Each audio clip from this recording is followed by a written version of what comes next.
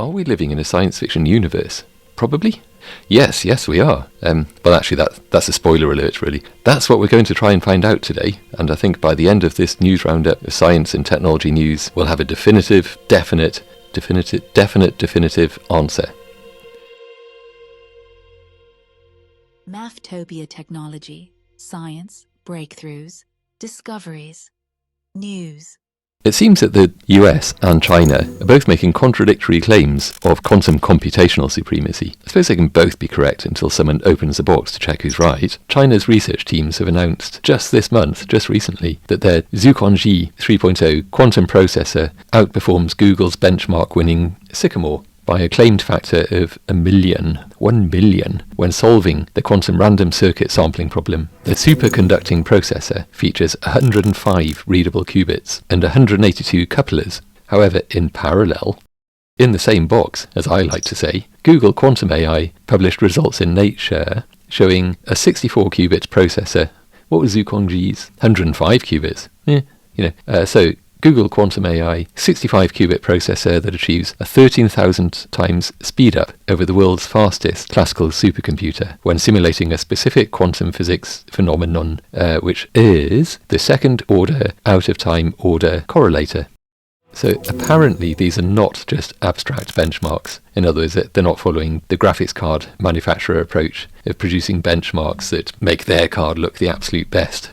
Both of these systems do represent genuine steps towards the beyond classical regime. Is there such a thing? Can there be beyond classical? Probably. Where quantum computers outperform even our most powerful classical machines on meaningful problems. The competition between US and Chinese efforts kind of illustrates how quantum supremacy has become a geopolitical race. Both sides are pushing hard on hardware and algorithm innovation. So is this healthy competition, or are things going to get a little bit tense in global relations as this develops? The winning designs might determine which nation leads in quantum-dependent industries, like cryptography, drug discovery, optimization. That's it. So yeah, we'll keep an eye on that one, see how that pans out, and see who opens the box first. Quickfire round now, because there's so much to pack in. We can just zip through some of these. Quantum laser chip, a new microchip-sized device, can control laser frequencies with extreme precision, potentially miniaturizing quantum computers to the size of a hamster. Does this mean that soon we'll be walking around with quantum CPUs inside our smartphones, or hamsters in our pockets? Well, probably not, because the technology still requires ultra-cold atoms, like virtually absolute zero. So if you tried talking on one of those, it would probably fuse to your ear. It would be awful. Just still promising technology though.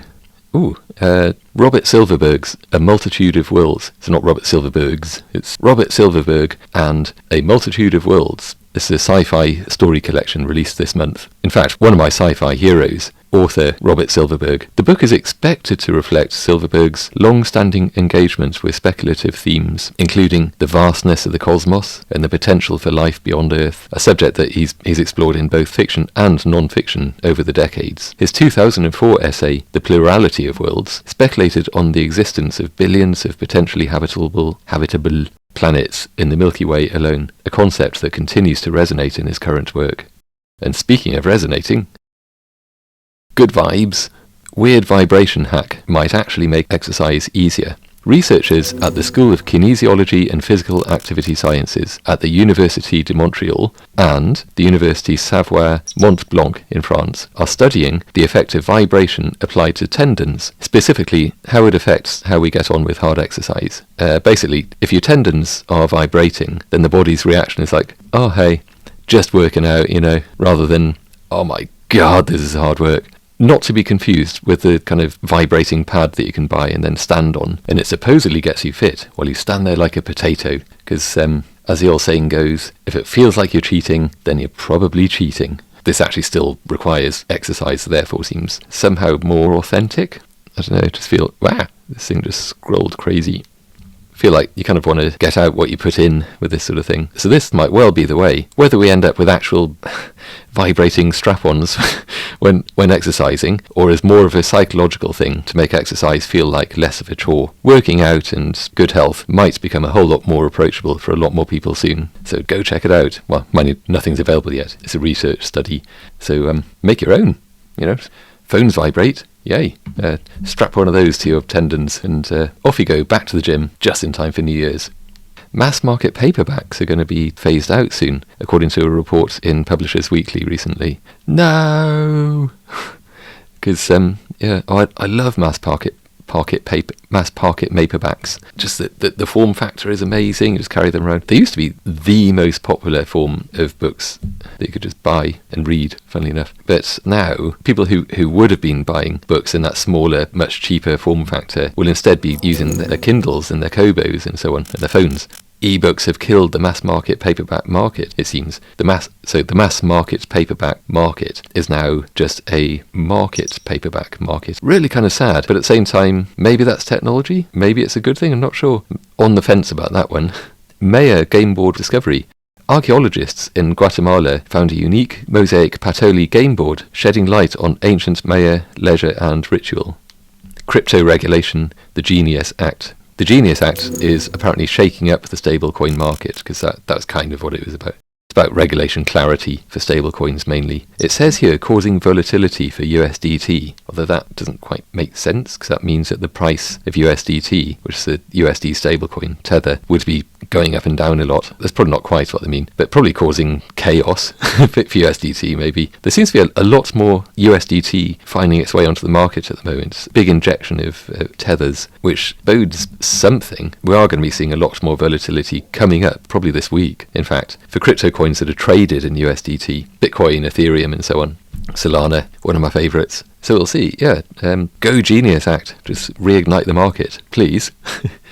What else have we got? I think that's probably about it. Yeah. So that is the Quickfire news round thing. I thought I would introduce a new feature, Pretty Picture of the Day. This first one to get us going. This first one to get us set. Yeah, to get us set going is probably not the best choice. Maybe probably not the best choice in a way. It actually got community noted on X. This appeared on the Amazing Nature 00 Twitter account. They do show some very, very nice pictures. Not always particularly credited to the original source, but still pretty pictures. Maybe that's what counts, I don't know. Amazing Nature 00, just to disambiguate that a little bit from the 99 other Amazing Nature accounts on there. They did say, in Alaska, nature sculpted this lone tree into a frozen wave at sunrise. Relentless wind, drifting snow, rime ice, stacked layer by layer until the branches looked like feathers made of frost. That soft golden glow. Oh, anyway, it carries on. What the hell? It did get community noted that the image has got a 99% probability of being AI generated. Yeah, I mean, looking at it, it does a bit, doesn't it? So very likely to be community noted. But hey, still very pretty. But it does put us into this situation of not quite knowing exactly what's real and what isn't. Yeah, we can all feel a bit foolish being duped by something that, in retrospect, is clearly AI generated. I wasn't duped, but because at the moment we do at least get forensics experts and online services that can provide some sort of probability or not of whether something is AI generated or not, or original footage that's been AI falsified in some way. If it's been tampered with, they can still be pretty clever about that sort of thing. But of course, the surmising of whether something is actually genuine or not, has been tampered with or not, is going to get harder and harder, even if it's not just in a legal court situation. Fake news, enough to influence people, enough to tip elections one way or the other, enough to convince people buy this product and not buy that product, to marry a particular way, to walk around a particular way, to eat particular things or avoid eating other particular things, to regard certain groups of people as trustworthy or untrustworthy. Fake news is going to be just real news in the sense that we can't tell the difference. Fake news will become self-fulfilling prophecies where in a sense it doesn't matter whether it's fake or not because it's just what we're being fed anyway. We're being fed narratives from faked up, highly edited, highly curated sources. Doesn't matter whether AI was involved or not, it's just going to make it easier for the people that do those things to do those things. Okay, maybe it doesn't matter that much then. Anyway, that was a pretty picture of the day. Oop, tummy's rumbling. Thank you so much for watching. Really appreciate it. Please don't forget to like and subscribe and leave a comment. Let me know what kind of topics that you'd like covered in the future. Technically there'll be news topics, so we may not know just yet. But generally, what sort of subjects, what sort of areas? Oh, and are we living in a science fiction universe? Let's answer that one. In conclusion, yes. Yes, we are. Awesome. See you next time.